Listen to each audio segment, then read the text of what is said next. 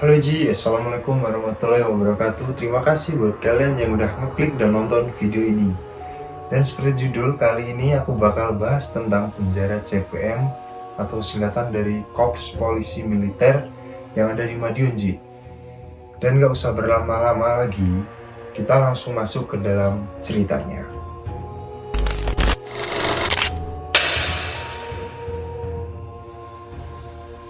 Oke Ji, aku di sini bakal membahas sedikit sejarah penjara CPM ini dulu ya.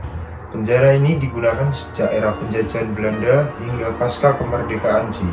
Penjara ini menurut warga sekitar memiliki reputasi yang sangat angker karena sejarah kelamnya yang menyertainya dulu Ji.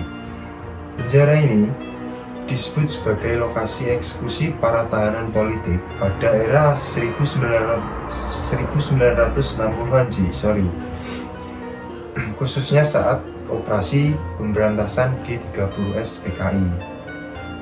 Konon, di penjara ini banyak tahanan yang diperlakukan sangat kejam Ji. Sampai-sampai si korban yang ada di penjara ini tidak pernah kembali ke keluarganya lagi atau pulang gitu ya.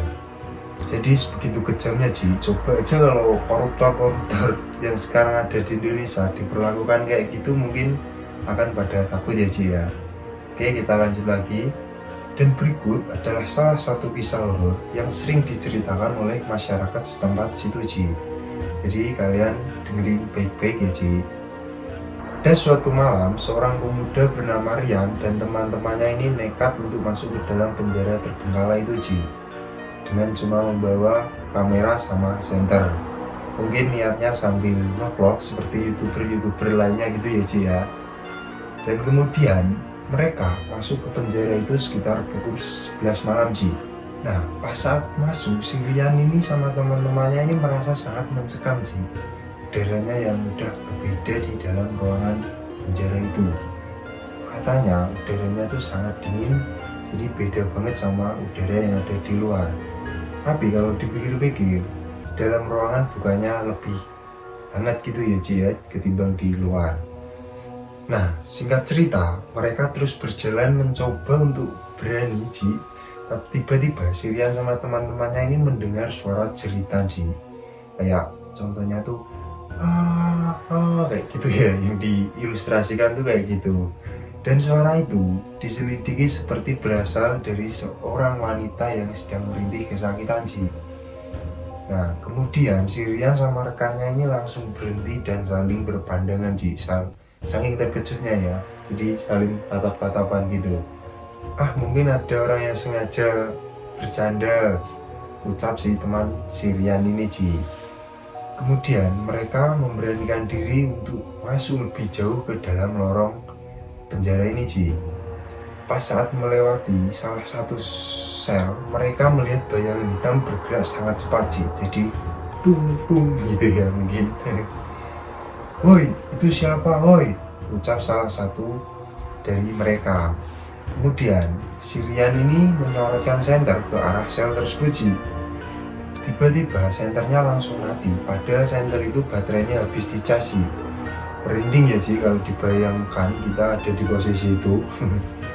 Ketika suasananya semakin mencekam, salah satu dari mereka melihat sesuatu yang membuat badannya kaku nggak bisa bergerak Ji. Salah satu dari mereka ini, si orang ini melihat sosok bayangan yang gede, tinggi, besar sih, dengan mata yang merah dan mengintimidasi si orang ini sih yang melihat ini ya.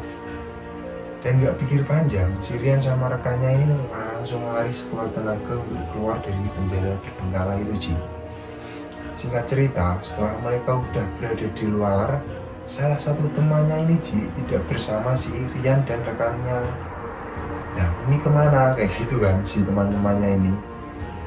Kemudian mau nggak mau, dengan rasa yang masih ketakutan itu, si Rian sama rekannya ini memberanikan diri untuk masuk ke dalam penjara ini Ji, untuk mencari salah satu temannya yang hilang ini.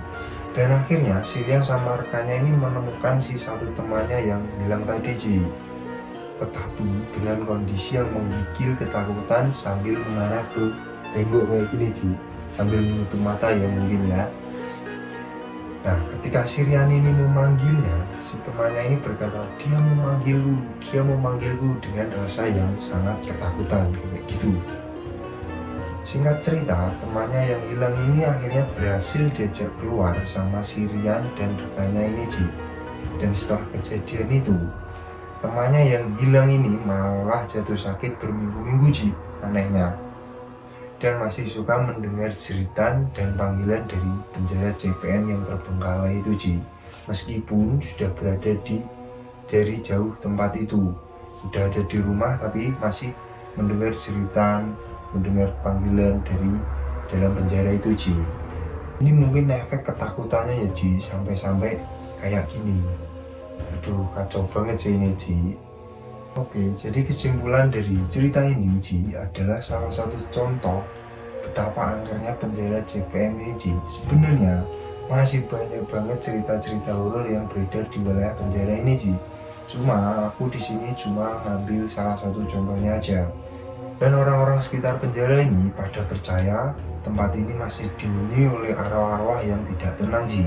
Mungkin ya karena penderitaannya yang mereka alami di masa lalu ya, Ji ya. Jadi, aku cuma bisa menceritakan salah satu contoh seperti itu saja ya, Ji ya. Mungkin ada fakta-fakta atau mitos-mitos lainnya, kalian bisa nambahin di kolom komentar ya, Ji ya. Bisa menceritakan kisah kalian atau dari tetangga kalian gitu, Ji. Dan mungkin yang punya ide untuk selanjutnya membahas tentang apa, yang punya bisa komen di bawah ya, atau punya pertanyaan apapun bisa komen di bawah, Ji. Mungkin dari aku ceritanya gitu aja. Mau ucapin wassalamualaikum warahmatullahi wabarakatuh.